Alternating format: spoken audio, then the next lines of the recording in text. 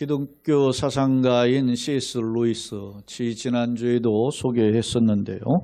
C.S. 루이스가 말하기를 천국을 지향하면 세상을 덤으로 얻을 것이지만 그러나 반대로 세상을 지향하면 천국도 잃고 세상의 것도 결국 잃어버리게 될 것이다 라고 지적했습니다.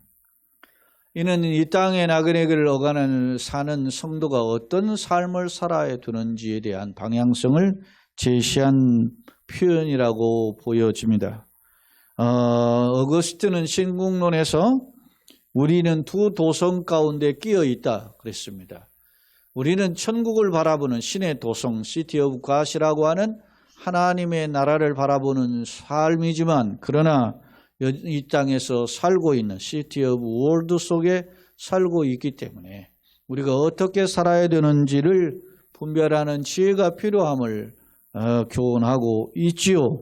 참된 행복한 인생은 비록 이 땅에서 살지만 그러나 천국을 소망하는, 그래서 소위 순례자와 같은 필그림과 같은 그런 삶을 살아야 됨을 성경과 또 믿음의 선배들은 교훈하고 있습니다. 하지만 이 세상을 살다 보면 대다수의 사람들은 하나님을 모른 채, 하나님의 나라가 무엇인지 모른 채, 아니 부인한 채, 그리고 도전하는 채 살아가는 일들이 왕왕 벌어지고 있습니다. 때문에 사람들은 하나님 나라보다는 보이는 세상 나라에 관심을 두고 살아가는 것이 현실적 모습입니다.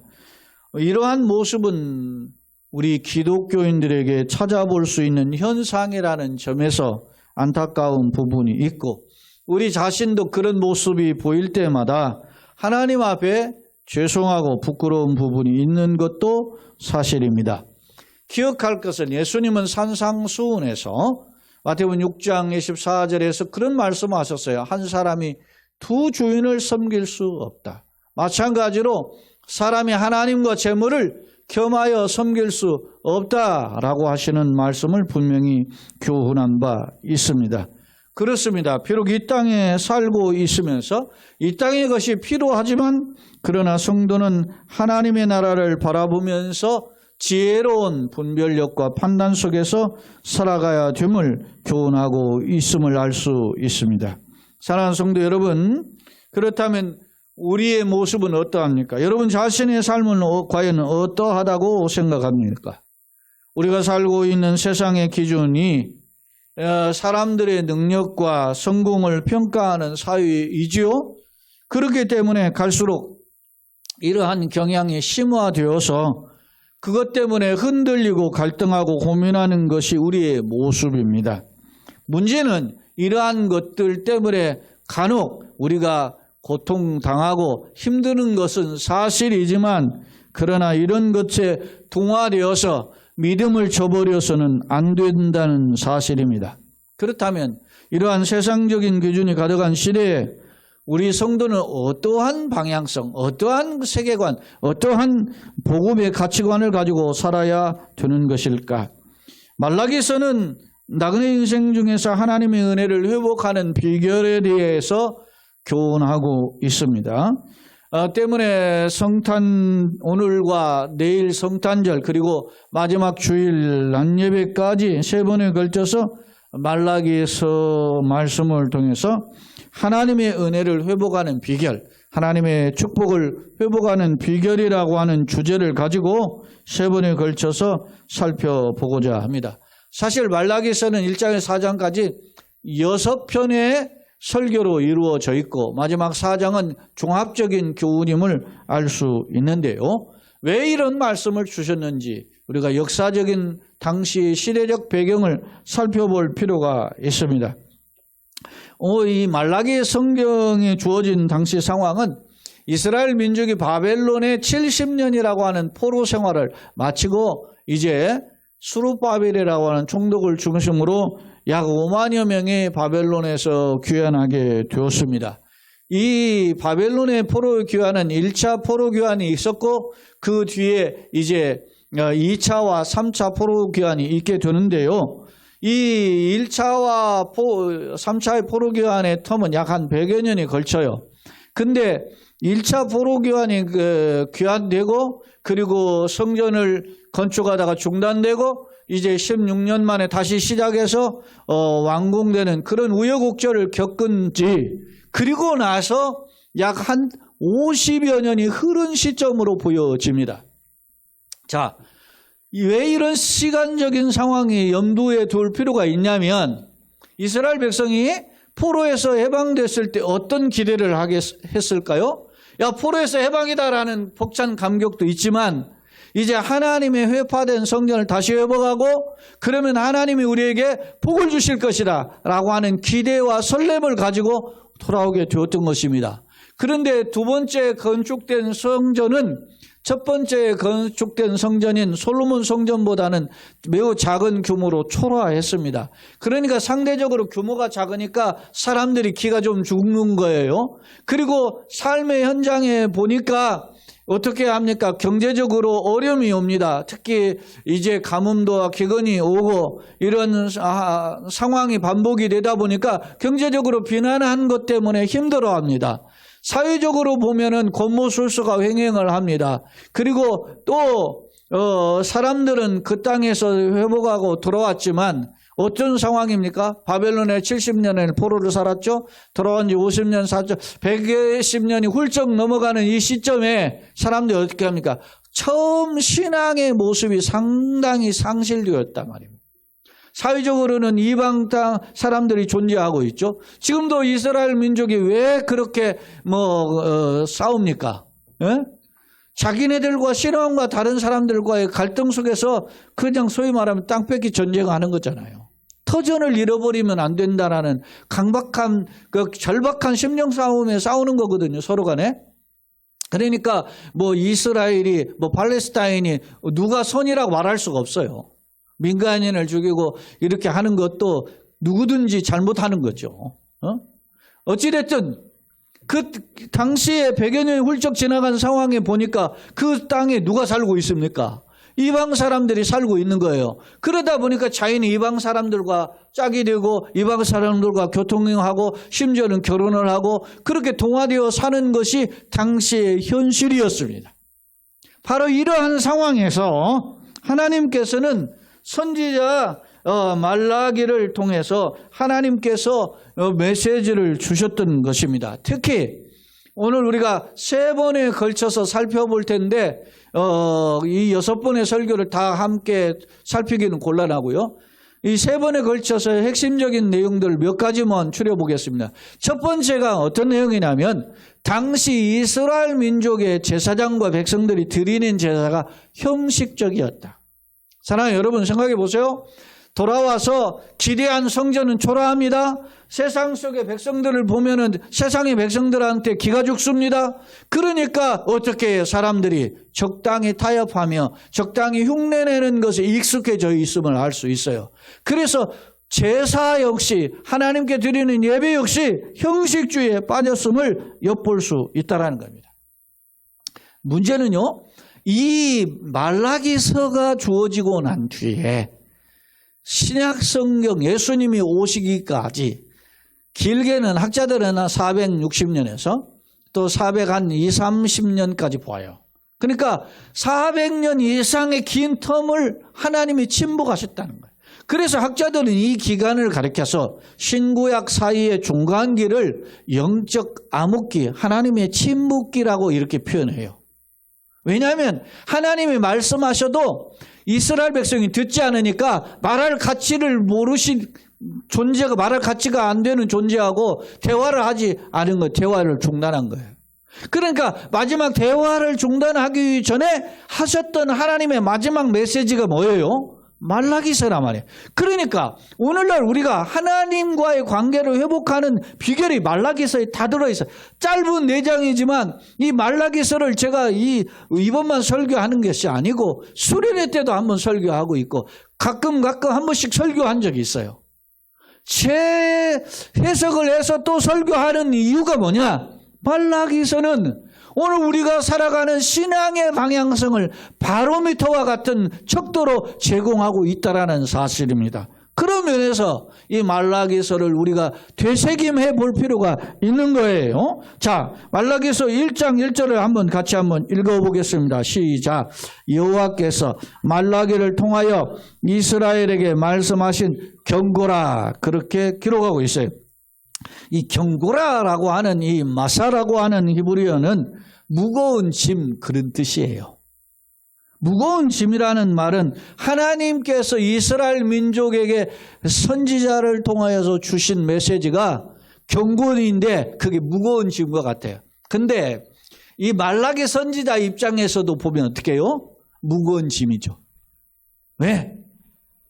여러분, 사람은 어떻게 해요? 귀에 어떤 긍정적인 말, 내가 듣기 좋은 말, 이런 것은 좋아도 책망하는 말, 이런 것은 싫은 거예요. 그래서 옛말에도 양약은 고고하고 충언은 여기하다 그랬잖아요. 좋은 약은 입에 쓰고 좋은 충언의 말은 귀에 거슬리는 거예요. 그러니까 말라기 선지자의 입장에서도 이 말씀을 하나님께서 전하라고 해서 전하긴 하지만 그의 입장에서도 어떻게 해요? 이 경고라는 마샤라고 하는 이 단어가 무거운 짐과 같은 거예요. 내가 이 말을 전하면 좀 박수 받을 이야기가 아닌데, 아멘으로 별로 하는 말이 아닌데, 이런 무거운 짐과 같은 그런 뜻으로 이 선지자도 전달했음을 엿볼 수 있어요. 자, 그렇다면 어떤 표현으로 말씀하고 있을까? 자, 말라기서의 내용을 오늘 부터 3번에 걸쳐서 이번 연말에 우리가 한번 살펴보고 새해를 준비하고자 하는 겁니다. 새해를 시작하면서 하나님, 우리가 이렇게 다시 한번 준비해서 회복에 되는 비결, 축복의 비결을 우리가 덧입기를 원합니다. 그런데 그렇다면 무엇이 회복의 비결일까? 첫 번째 6절을 같이 한번 오늘 본문 말씀인데 읽어봅시다. 시작. 내 이름을 멸시하는 제사장들아, 나 만군의 여호와가 너에게 이르기를, 아들은 그 아버지를, 종은 그 주인을 공경하나니 내가 아버지일진데 나를 공경함이 어디 있느냐? 내가 주인일진데 나를 두려워함이 어디 있느냐 하나, 너희는 이르기를 우리가 어떻게 주의 이름을 멸시하였나이까 하는도다. 사랑하는 여러분, 하나님께서 너희가 부자 관계로 이야기해. 가정으로 따지면 내가 부자 관계에서 내가 아버지고 너희가 자녀다. 그리고 주인과 종의 관계로 따지면 내가 주인이고 너희가 종 아니냐. 그런데 아들이 아버지를 공경한 것처럼, 종이 상전을 공경하는 것처럼 그 공경함은 너희 가운데 찾아보기가 어렵다. 그렇게 책망을 하셔요. 그러니까 이스라엘이 되물어요. 아니, 우리가 어떻게 주의 이름을 멸시하였나이까? 언제 우리가 하나님을 공경하지 않았습니까? 이렇게 반문하는 거예요. 여러분, 이게 무슨 뜻일까요? 이스라엘 민족이 하나님 앞에 드리는 제사를 안 드린 게 아니에요. 드렸어요. 제물도 드리고 제단에 와서, 성전에 와서 제사도 드렸어요. 그러니까 이스라엘 백성들은 생각하기를 우리가 하나님 앞에 제사 안 드린 것도 아니고 하나님 이름 안 부른 것도 아닌데 왜 이렇게 말씀하십니까? 라고 반문하는 거예요. 사랑하는 여러분, 웨스트민스터 신도교에서 신앙고백서에 대소요리 문답이 있는데, 대요리 문답은 목회자형이고 소요리 문답은 우리 성도들의 교훈인데 108개의 문항으로 되어 있어요. 첫 번째 문항이 사람이 제일 되는 목적이 무엇입니까? 라고 하는 질문이에요. 그 답은 뭐죠? 우리 잘 아시는 하나님을 영화롭게 하고 그를 영원토록 즐거워하는 것입니다. 인생의 방향성이 딱 정해져 있어요. 우리가 왜 사느냐? 하나님을 영화롭게 하고 그를 영원토록 즐거워하는. 다시 말하면 하나님을 영화롭게 한다는 말은 하나님을 영광을 돌리는 예배를 드리고 그 예배 드리는 삶을 사는 것이 사람의 제일 되는 목적이에요. 사랑하는 여러분, 하나님이 사람을 창조하시고 모든 만물을 창조하시고 사람을 창조하시고 그들에게 주시고 하나님과의 그들과의 언약을 맺으셨죠. 이게 소위 행위 언약인데 그 행위 언약을 맺으셨을 때의 목적이 뭡니까? 하나님께서 인간을 통해서 영광을 받으시기, 예배를 받으시기 위함. 할렐루야. 그러니까 우리가 이 땅에 사는 것이 하나님께 예배하는 삶, 하나님께 영광을 돌리는 삶이 되느냐가 주목할 점이에요. 그러니까 내가 사는 어떤 삶의 방향성, 예를 들어서 돈벌이라든지 나의 학업이라든지 나의 어떤 세상의 어떤 인기, 명예, 이런 권력, 이런 것 전부 다 하나님께 그것이 영광이 되느냐가 관건이에요. 사람들은 어떻게 합니까? 우리가 잘못된 지도자들을 보면 어떻게 해요? 권력을 잡고 그가 떵떵거리면서 자기 혼자 막 하죠. 이번에도 며칠 전에도 인터넷 기사 하나 올라왔는데 그 팔레스타인의 하마스의 그 누굽니까 시누아르의 아들들이, 시누아르나 뭐 그들 지도자들 몇 명 있잖아요. 그들이 재산이 우리 돈으로 4조 5주가 넘더라고 보니까. 그 팔레스타인은 굉장히 가난하게 살거든요. 근데 그들은 그렇게 사는데, 그들은 이집트나 이런 데 외국 그 아랍권에서 호텔방에서 큰 누워서 있는 아들 모습을 딱 사진이 올라왔잖아요. 그런 지도자는 진짜 지도자가 아니라 말이에요. 푸틴이 말은 수천하게 말이지, 그 호화 요트를 거느리고 있는데, 여러분요, 이 우크라이나 전쟁에서 이 러시아의 군인이 약 20만 명이 죽었는데, 그러고도 지도자라고 할 수 있습니까? 여러분 생각해 보세요. 이태원에서 160여 명이, 159명이 죽었잖아요. 그것을 국가가 뭐 그렇게 모이라고 하지는 않았어도 국가의 책임이 없다고 할 수는 없는 거예요. 그렇다고 뭐 사전에 어떻게 일일이 다 대비하냐. 그러나 그런 책임도, 무한의 책임을 지는 게 국가의 지도자라 말이에요. 이게 지도자예요. 내가 지도자가 되면 어떻게 할 것인가에 대한 방향성이 있는 거예요. 나만 잘 먹고 내 가정만 잘 되고 나만 형통한 것은 진정한 지도자의 모습이 아니라 말입니다. 마찬가지 아닙니까? 교회가 자기만 잘 먹고 잘 살면 교회가 교회로서의 가치가 없는 거예요. 그러면 뭘 해야 되느냐? 교회는 넓은들 교회도 교회지만 여러분이 한 사람 한 사람이 하나님의 교회예요. 그러니까 세상 속에서 내가 어떤 가치를 가지고 살아야 되냐. 내가 돈 벌어서, 내가 지식을 가지고, 내가 세상에 유명해져서 세상에 연약한 사람을 돕고 행복하게 하는 거예요. 손흥민 선수가 암에 걸린 환자에게 찾아가 가지고 그를 만나보는 것이 위로가 될 수 있을 것 같아서 찾아갔다잖아요. 며칠 전에 기사가 나왔는데 그 귀한 것이지 않아요? 자기 한 사람을 통해서 그 사람이 축구를 좋아하는 영국 사회에서 자기 토트넘의 손흥민 선수가 어떤 최고의 선수 아닙니까? 그런데 그 유명한 스포츠 스타를 만나보는 것이 힘이 될 것 같아서 찾아가주는, 얼마나 멋있습니까? 여러분, 내가 이 땅에 가지고 있는 것을 다 쏟아놓고 갈 때 빈손으로 가는 것이 최고의 멋진 사람인 거예요. 그럴 수 있는 나의 마음을 주시옵소서. 내 힘은 안 됩니다. 여러분, 사람은 다 도끼인 객기이에요. 그런데 어떻게 가능합니까? 따라서 합시다. 은혜가 부어져야 한다. 믿습니까? 여러분이 왜 이 자리에 오셨습니까? 은혜를 받으려고. 그래서 은혜를 부어줘가지고, 그래서 내가 이렇게 살면 안 되구나. 내가 가지고 있는 것을 나눠줘야 되겠구나. 그렇게 해서 오는 겁니다. 내가 별로 가진 것이 없는데 뭐가 있을까?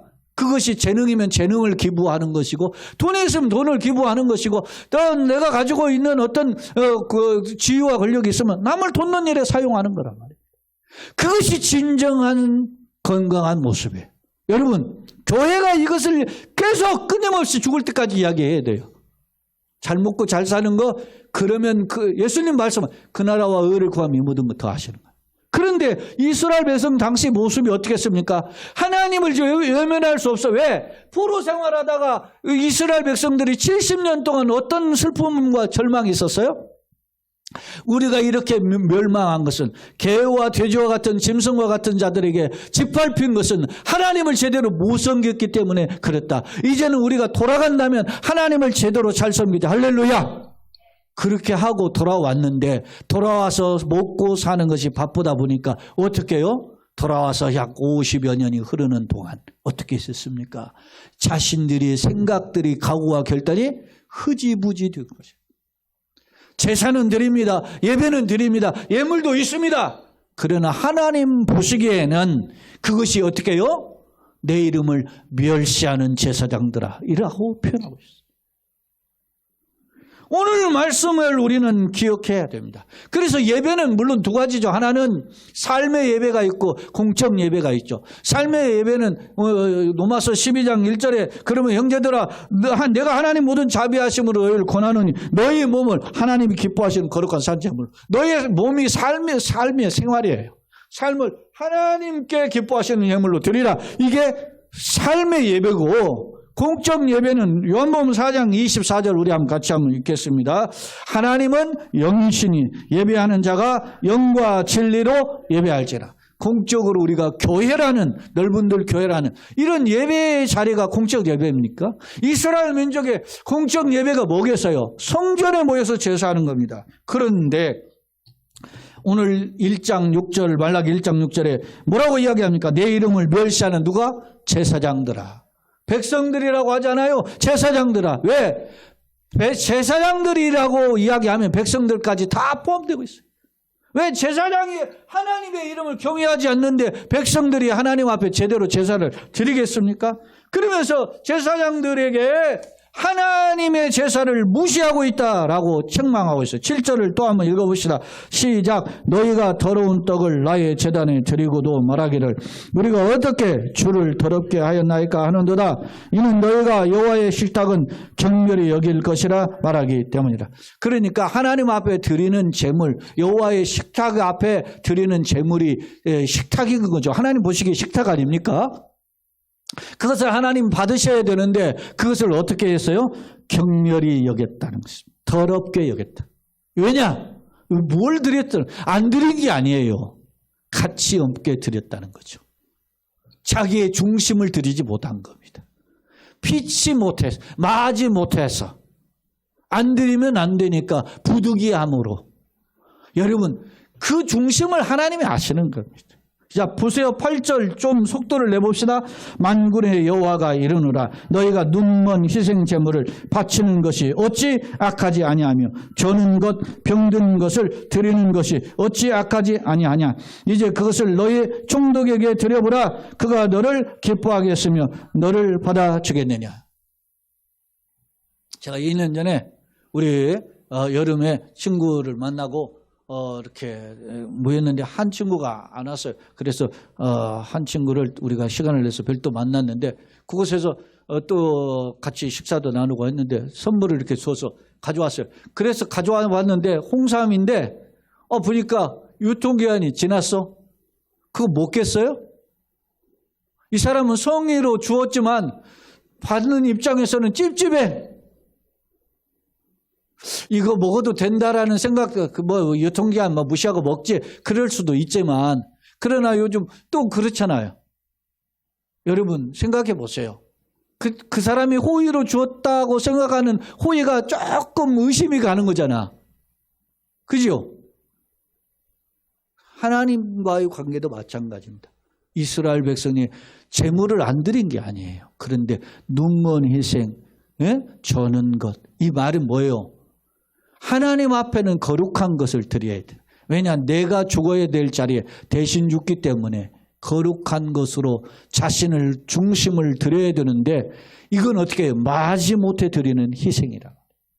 이런 것은 결코 하나님이 기뻐할 수가 없다.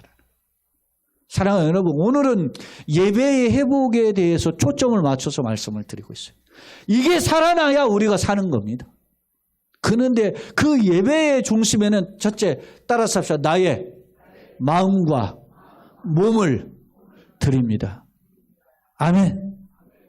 옛날에 그 아프리카의 대탐험가로 알려져 있던 리빙스톤이 원래는 탐험가가 아니고 선교사예요.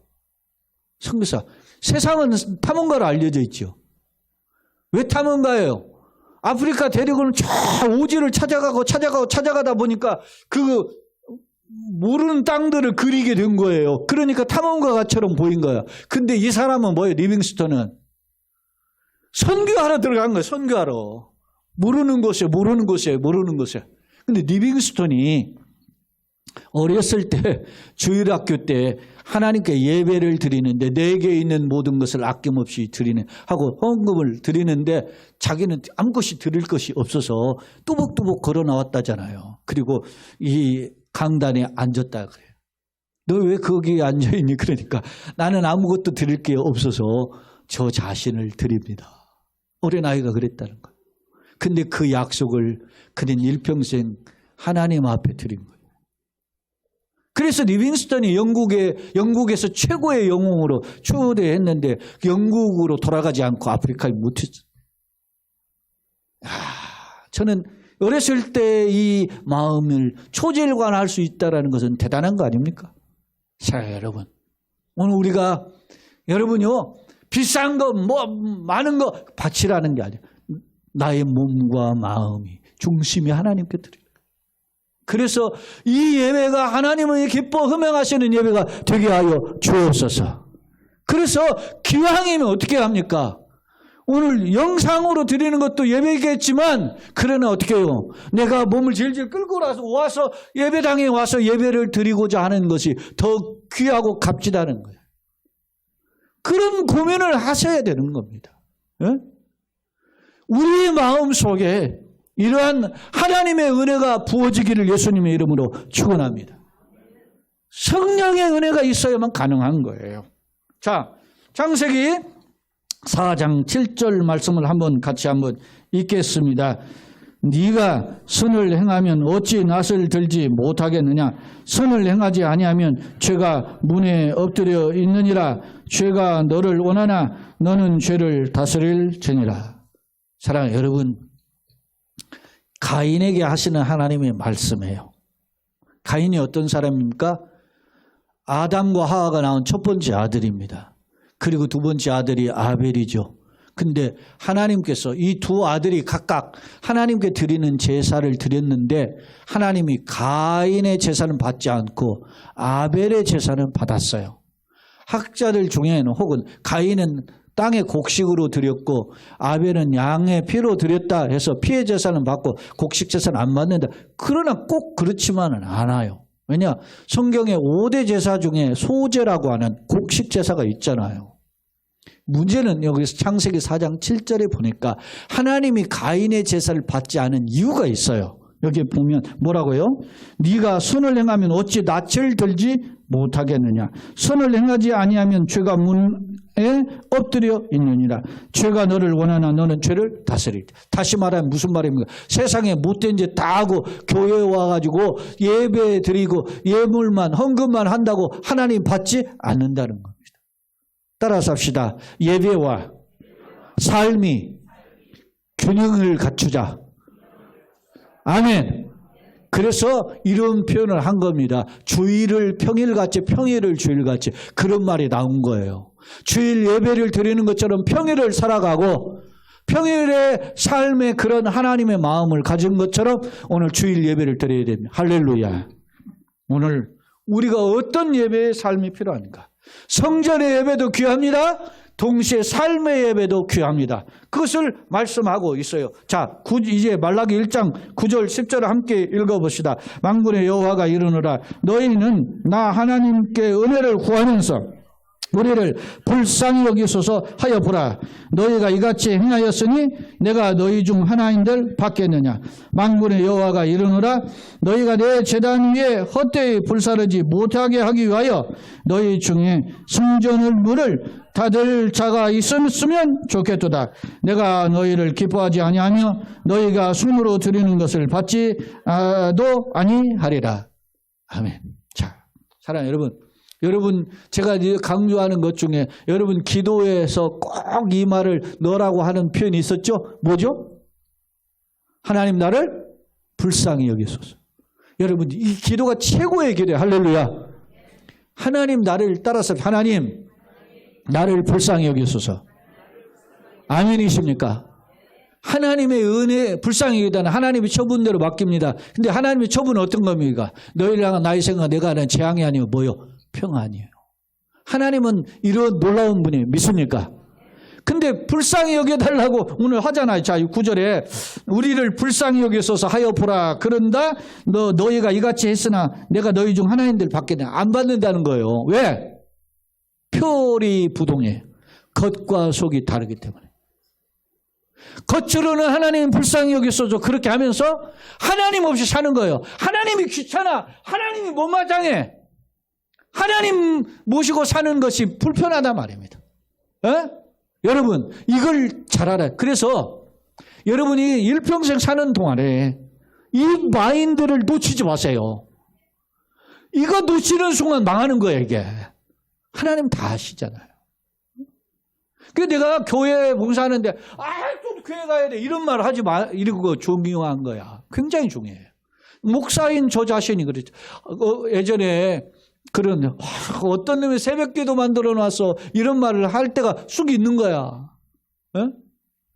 근데 제가 예전에 피곤해가지고 못 일어났는데 막 전화가 오는 거야. 목사님 새벽기도 왜 안 나오셨냐고 막 전화가 와. 그래서 제가 나중에 광고했잖아요. 제가 못 일어나고 안 나오면 그냥 잠깐 교회 와서 기도하고 가시라고. 목사도 사람이어가지고 그때 오죽하면 못 나왔겠느냐 생각해야지. 교인들이 나왔는데 목사님이 안 나왔다고 막.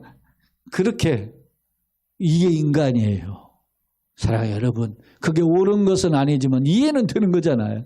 근데 여러분 그런 상황에서 어떻게 해요? 틀에 매여다 보니까 이거 내가 꼭 새벽기도 해야 돼 이런 생각을 할 때가 있는 거예요. 여러분 새벽기도 하라는 말이 아니에요. 여러분이 주시는 감동이 있으면 아시되 내가 교회 주일 낮 예배 이렇게 예배하고 예배의 순서를 맡고 내가 어떤 그 자리에서 봉사를 하는 거 최고의 축복이 할렐루야. 그거는요 여러분요 예를 들어서 여의도 순복음교회에서 드리는 예배는 하나님 받고 넓은 들교회 예배는 안 받아요? 그런 하나님이십니까?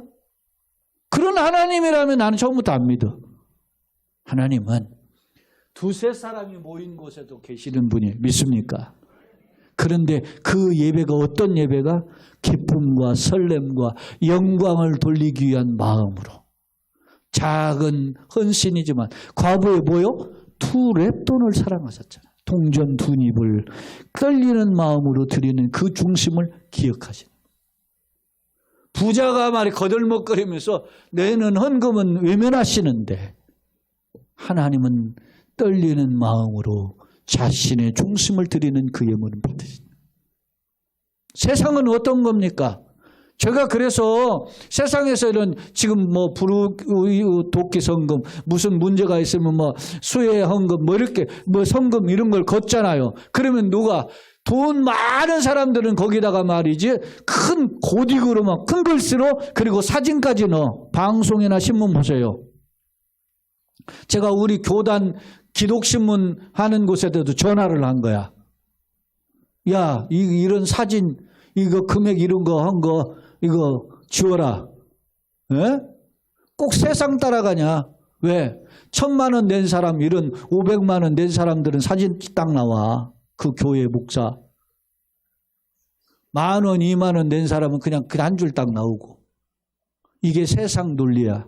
그러나 교회는 10,000원에 1,000원의 가치를 1,000만 원과 같은 가치로 여겨야 되는 거예요. 그것이 하나님의 시각이에요. 오늘 9절 10절의 말씀을 보면 어떻게 합니까? 거짓된 생활을 하면서 교회 하나님의 제단나 성전 앞에 와서는 불쌍히 여겨서 사는 표리부동한 모습을 주님은 리젝트 거절시켰다는 거예요. 자, 11절. 자, 그러면 하나님은 어떤 예배를 받으시나 보세요. 11절 시작. 만군의 여호와가 이르노라. 해 뜨는 곳에서부터 해 지는 곳에서까지 이방 민족 중에서 내 이름이 크게 될 것이라. 각처에서 내 이름을 위하여 분향하며 깨끗한 제물을 드리리니 이는 내 이름이 이방 민족 중에서 크게 될 것입니다. 할렐루야. 이스라엘의 시각으로 볼 때 이방인들은 뭐요? 개와 돼지와 같은 레벨이에요.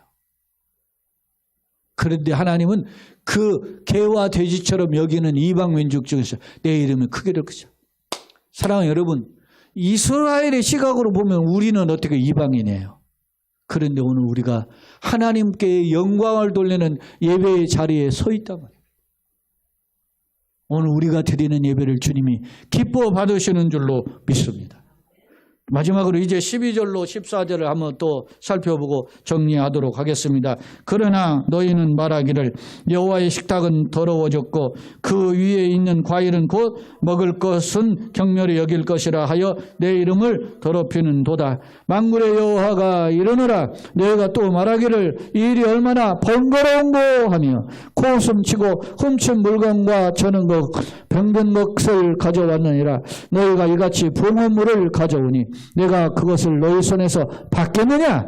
이는 여호와의 말이니라. 짐승떼 가운데 수컷이 있거늘 그 소환하는 일에 흠 있는 것으로 속여 내게 드리는 자는 저주를 받으리니 나는 큰 임금이요 내 이름은 이방 민족 중에서 두려워하는 것이 됨이니라.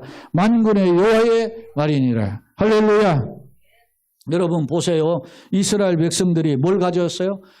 훔친 거, 거짓말한 거, 남에게 빼앗은 거, 가져온 거 하나님이 결코 기뻐하지 않는다. 네? 건강한 부를 주님이 요구하시고 있음을 알 수 있습니다. 속여서 드리는 것을 하나님 받겠느냐? 받지 않는다. 하나님은 결코 가난한 분이 아니에요. 우리에게 뭔가 예물을 요구하시는 분이 아닙니다. 우리의 중심을 드리기를 원했어요. 링컨은 그가 초등학교도 나오지 못한 사람이지만 그가 미국의 16대 대통령이 되었어요. 그는 어렸을 때부터 어머니에게 성경을 배웠고 예배를 배운 사람이에요. 록펠러의 록펠러에게 어머니가 그 아이를 데리고 제일 예배당에 제일 앞자리에 앉아서 하나님의 말씀을 아멘으로 청종했다 그러잖아요. 신앙의 시작은 우리의 삶의 시작과 같은 겁니다. 사랑하는 여러분, 오늘 한 해를 정리해 보면서 우리는 과연 어떤 사람으로 살 것인가 말씀의 거울 앞에 서 있습니다. 오늘 나는 어떤 예배를 드릴 것인가에 대한 주목할 것입니다. 사실은 이 두 번째 설교는 2장 9절까지가 설교예요.